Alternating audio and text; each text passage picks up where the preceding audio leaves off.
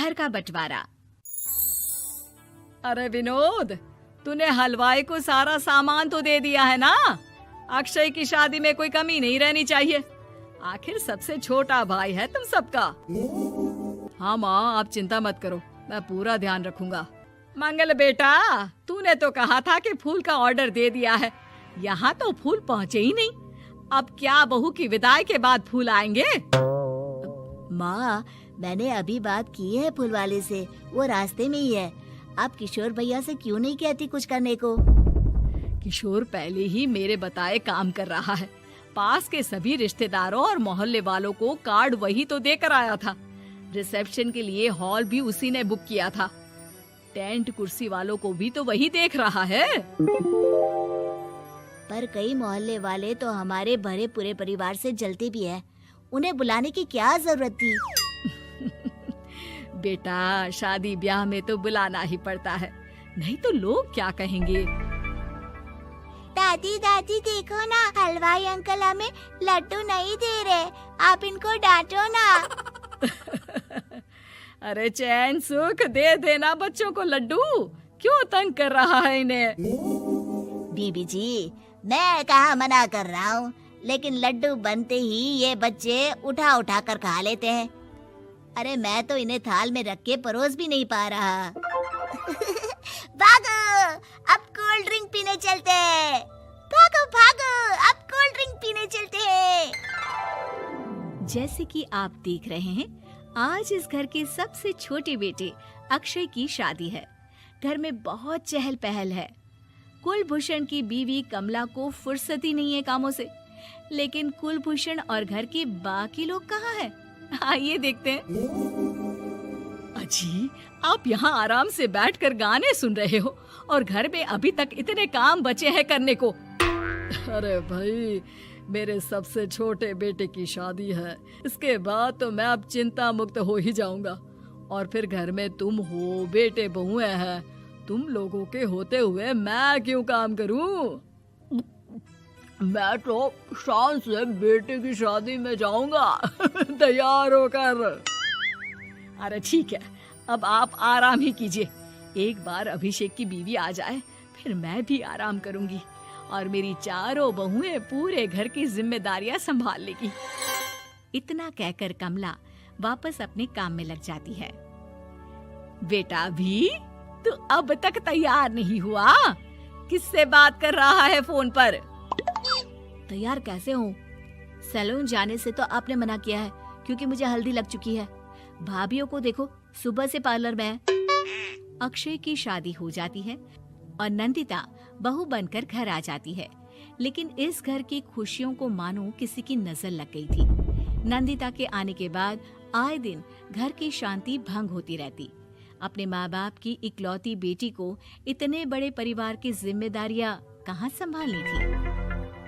अभी देखो ना, मेरे हाथों की मेहंदी भी अभी नहीं उतरी है और तुम्हारी मम्मी ने मुझे घर के कामों में लगा दिया। मैंने सोचा था कि घर की सबसे छोटी बहू होने के कारण मुझे सब पलकों पर बिठा के रखेंगे, पर यहाँ तो पलक झपकने की भी फुर्सत नहीं मिलती। देखो नंदू, शादी के पहले ही मेरे घर वालों ने तुम्हें और तुम्हारे पेरेंट्स को बता दिया था कि मैं जॉइंट फैमिली में रहता हूँ, तो फिर अब ये शिकायत क्यों? और फिर तुमसे पहले मेरी भाभी भी तो आई थी शादी करके, उन्होंने तो कभी कुछ नहीं कहा। नंदिता तब तो चुप हो जाती है, लेकिन ऐसा बहुत दिनों तक नहीं चलता। अरे नंदिता, माँ बाबूजी की दवाई का टाइम हो गया है, उन्हें दवाई दे आओ और उसके बाद सबके लिए नाश्ता बना देना। पर भाभी, मैं तो अभी अपना फेवरेट सीरियल देख रही हूँ, प्लीज मेरी जगह आप कर लो ना ये काम। ठीक है, मैं तेरी जगह माँ बाबूजी को दवाई दे आती हूँ और नाश्ता बना लेती हूँ।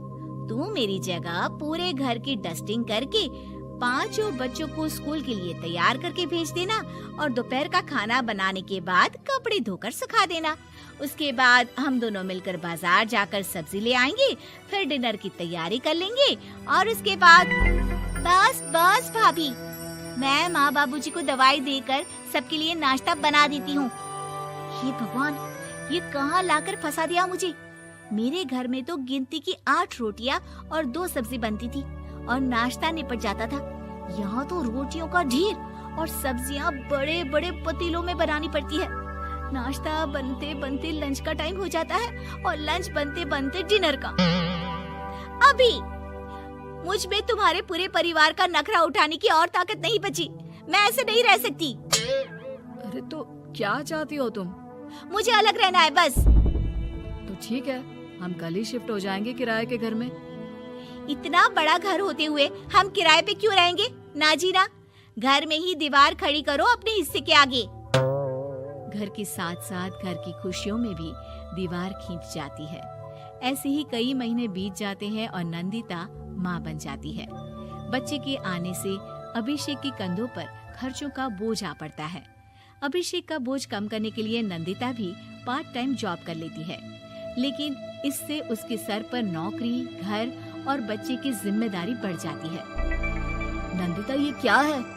तुमने घर भी ठीक से साफ नहीं किया, ना ही मेरे कपड़े धुले हैं। चिंटू के बाल भी कटवाने जाना था, देखो उसके बाल कितने बढ़ गए हैं। अरे करती क्या हो पूरा दिन तुम? मैं करती क्या हूँ? तुम्हारा नाश्ता और लंच बनाने के बाद चिंटू को डे केयर सेंटर पर छोड़ कर आती हूँ, फिर खुद ऑफिस जाती हूँ।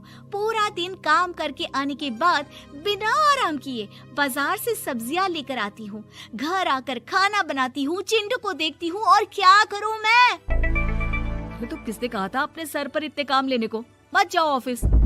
ऑफिस जाए बिना घर के खर्चे कहाँ से पूरे होंगे?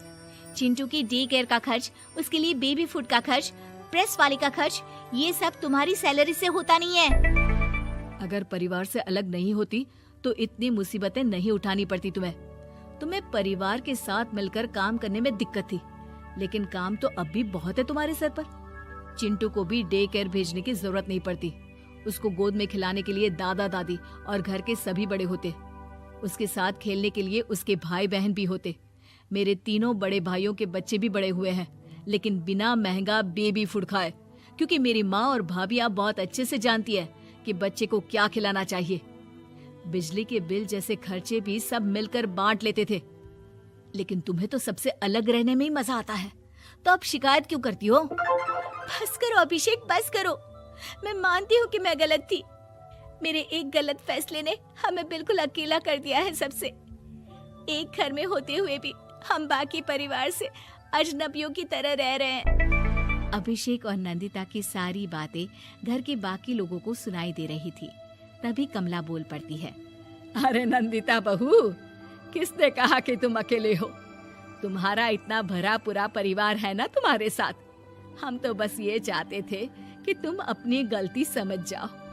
अगर हम तुम्हें समझाते तो शायद तुम ना समझती, लेकिन अपनी गलती का एहसास तुम्हें खुद हो गया है, तो अब तुम समझ चुकी हो परिवार में एक साथ रहने का मोल क्या होता है। मम्मी जी, मुझे माफ कर दीजिए, अब ऐसा दोबारा कभी नहीं होगा। अरे माफी बाद में, पहले मेरा पोता जरा मेरी गोद में तो दे, और तू जाकर सबके लिए चाय बना ला।